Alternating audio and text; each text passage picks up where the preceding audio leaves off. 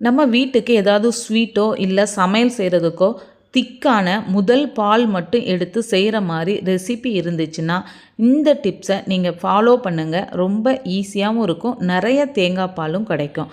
தேங்காவை நம்ம உடச்சி சில்லி சில்லியாக போட்டு மிக்சியில் போட்டு அரைச்சனா இந்த அளவுக்கு தேங்காய் பால் கிடைக்காது. தேங்காவை ஃபஸ்ட்டு நல்லா தேங்காய் துருவலில் வச்சு துருவி எடுத்துட்டு வடிகட்டியில் வச்சு தேங்காய் பாலை பிழிஞ்சால் நம்ம கையில் அந்தளவுக்கு வராது.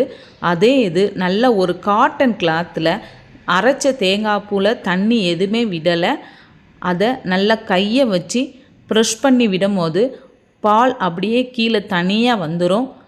எந்த வித தூசியுமே வராது, பால் மட்டுமே ஃபில்டர் ஆயிரும். நல்ல திக்காகவும் இருக்கும், ஃப்ரெஷ்ஷாகவும் இருக்கும். வடிகட்டியில் நம்ம வடிகட்டுறதை விட இந்த மாதிரி காட்டன் கிளாத்தில் செய்யும் போது நிறையாவும் நமக்கு தேங்காய் பால் கிடைக்கும்.